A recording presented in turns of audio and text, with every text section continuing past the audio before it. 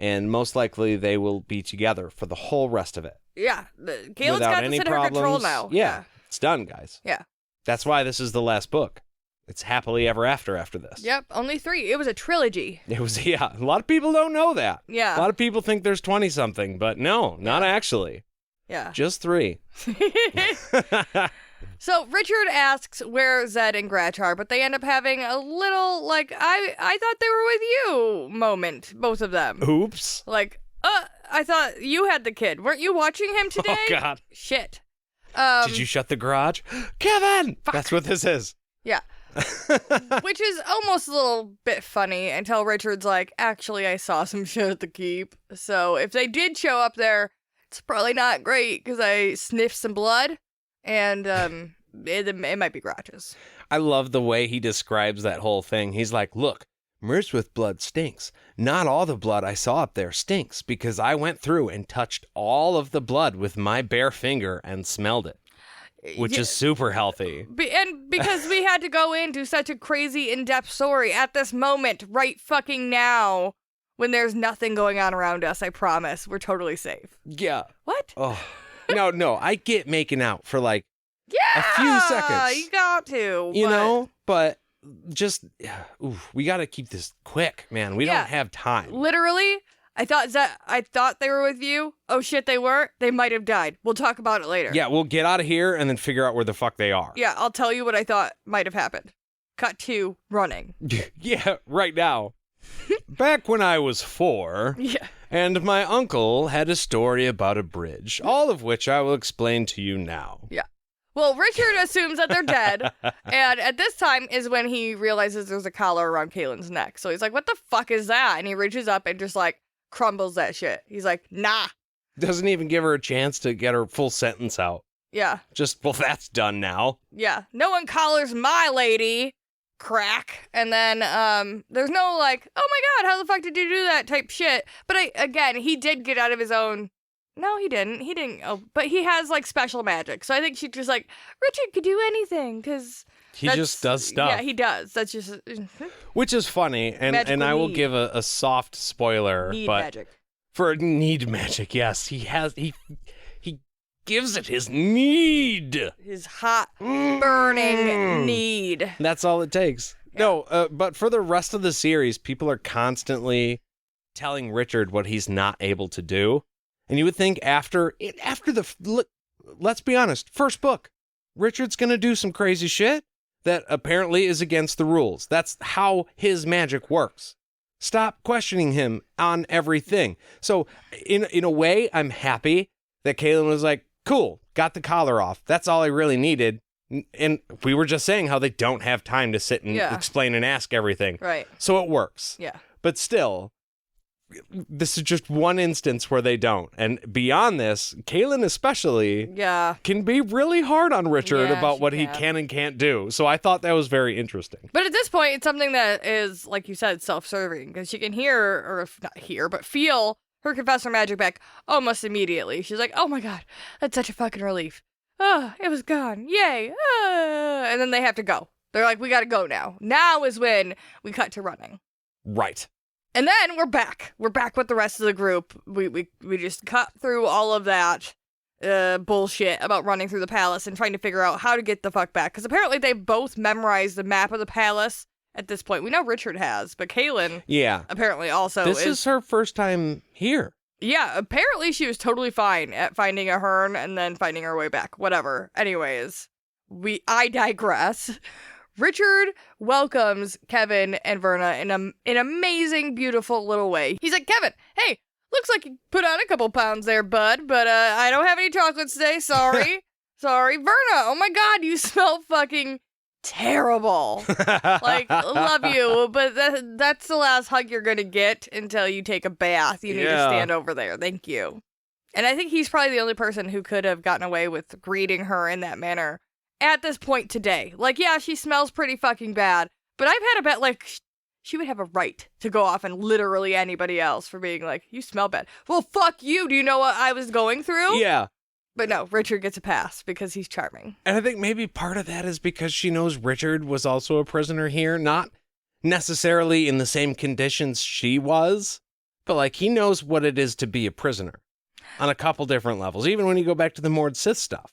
Well, and also, we're at this point where shit's going down, and it's not going down very well. It's like a bad point, a low point for all of these characters. They're like, shit is just popping off everywhere. Everybody knows that Richard is the one that makes shit happen. And all of a sudden, out of fucking nowhere, the hero that you've all been kind of pledging yourselves to, with him not even being in the picture anywhere and not expecting him to come back at all, just showed the fuck up. Here he is, ready to save the fucking day. If you're Verna, you would have had to have turned around to one of the other sisters that you got to pledge their loyalty to Richard to and been like, ha, fucking told you, called it. Yeah, all of you people who are like, I don't know, this seems kind of weird. Why are we even, like, we should really be focusing on how we can get out of this situation here today and not like, oh, Richard and keeping the dream like that. It's important, but is Richard really going to come save the day today? Because we are all trying to escape. Here he is. And that would be great. Yes. Here he is. So, yeah, it's pretty fucking awesome. He does, at this point, give Verna her prelate's ring back. So that does make it a little bit better after that little jab he took at her. And she's real shocked. And she's real shocked when he says that he made Eula should give it back to him. And there's like a real quick second where she's like, oh, I was voted out. I'm not really the prelate anymore. And everyone around her, including Dulcie, who I was actually I said something audibly when I listened to this for the first time. Because I was like, Dulcie, I thought that bitch was for sure one of the Sisters of the Dark. Because she was being super suspicious during all that weird stuff. I was like reasonably sure Phoebe wasn't. But Dulcie was like doing the sideways look at like eyes shifting and doing all that weird stuff. So I was like pleasantly surprised to be like, oh, Dulcie, you're one of the good ones. Yay. But also everyone voted for her. So it was like a rigged situation when she got put in that cell. So she's a prelate. That's it. Deal with it. Problem solved. End of story. We're not going to talk about Anne right now. That'll be later. Because again, we have shit to do. Yeah, but she almost spills the beans here, too. Yeah. She goes, Anne's not, well, I got voted out, you know? And it's like, Anne's not what? Anne's not what, Verna? Yeah. Explain. But she doesn't. No, she doesn't elaborate. Again. I'm still not sure if that's, like, for the good or not. I'm not sure. Because at this point, I would feel like maybe it wouldn't be a bad idea to, like, hey, this was part of her plan. Okay? She wanted us all to leave. She gave me the seal of her approval. She's doing some shit, okay? I don't know what she's doing, but she's cooking her own thing up at this point. Everybody just be on board with it. But then they may, not follow her because she's not the prelate. I think they would, though. Well, I mean, I don't know. I kind of feel like Anne did pass that on to her. Yeah. So wouldn't they want to respect Anne's wishes at that point? I mean, that's kind of the thing that we've talked about too. Anne keeps being called the prelate still, like within her, like between her and Nathan, but she's not the fucking prelate right now. Like she handed her duties over and she's not overseeing the palace. So she's not the prelate. No matter which way you cut it. So Verna tells the crew that Dugang's plan is fucking horrible and everybody's horrified at what it's going to mean for everybody after he does it. Richard floats the idea of destroying the palace. He's like, hey, this'll solve all of our problems, right? Constantly thinking of the solution over the problem. Right, and the palace isn't exactly a happy home place for him, so it's like super easy for him to be like, let's just fucking break it. I'll fucking knock this bitch right down. Let's go. I've kicked over plenty of sandcastles in my day. This isn't going to be anything for me. I knocked over the towers. Yeah. This is just several towers on a base of some kind. How hard could it be? It's an island. It'll be fine. So when Verna mentions, like, hey, maybe it's not a bad idea, Phoebe is, like, absolutely against it. She's like, dude, our lives are, like, going to be severely shortened, and it's not going to be great if this goes down. I want to live a long fucking life. And Verna is like, okay, if you want to stay here and be a piece of shit, you totally can. Or you could be a good, useful person and come with and not live in a castle with a terrible dictator that we're all trying to escape, Phoebe. Whichever. But it's up to you. Yeah. So Phoebe agrees to go along. Yeah. This also does go back to what Zed was talking about with the mice. Yeah, it does. To a human, to have a mouse's lifespan, it would feel like you're getting your life cut short. But at the same time, we were talking about how it's not natural human life to begin with. You're getting much, much more to be there and learn. But if you're not going to be there and learn, then you really don't need all that time anyways. And if you're not really living life's lessons, and you're just teaching the same thing over and over and over, you're not really living a life anyways. You're just living through a program you're just pushing people through. Right. So Richard... Institutionalized. Yeah. So Richard's not really sure what he's going to do to destroy the palace, but figures if he can't, maybe Kahlan could try some of that Kandar magic to do it. Like, hey, I'll just offer up my booze magic, and she can do it. No big deal. No, she's got it. If I don't, she's got it for sure. It'll be fine. And Kahlan's in the background like, hey, bitch. Don't talk about my magic. Bitch. You don't fucking know. You don't get to offer up what I can and can't do. You've seen me do that shit like one time. You can't volunteer the magic, bro. It doesn't work that way. Seriously. Oh, okay, Richard. Okay, Richard. Why don't you make that rock levitate? Oh, you can't just do that? Yeah. Kind of seems like you, of all people, should fucking know that you can't just talk about when other people can do their fucking magic. Right. How about that? There's limitations on that shit. But if that fails, his plan is to set fire to the books of prophecy, so at least he won't be able to get those. So we're just going to take a gas can down there with us just in case. I love to picture the Joker burning the money. I know it wouldn't go down at all like that, but I like to picture Richard, who has neatly stacked up just thousands of bucks, and he's standing on the top with gasoline and some matches, like, oh, it's going down, and just throwing the match and letting the thing go up in flames. Well, he's still standing on top of it, laughing maniacally. That would be wonderful. I feel like it would be like that, or maybe, I like to imagine that maybe those little, like, glowing spheres could, oh, well, they don't have those at the Palace of the Prophets, right? That's a keep thing.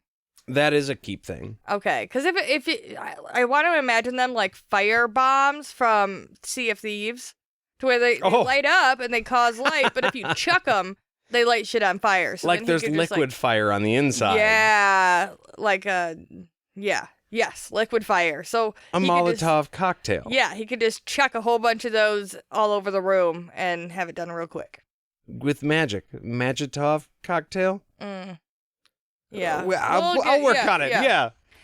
So just then, a small group of people led by Philippa, who again, like everybody is cool except Leoma.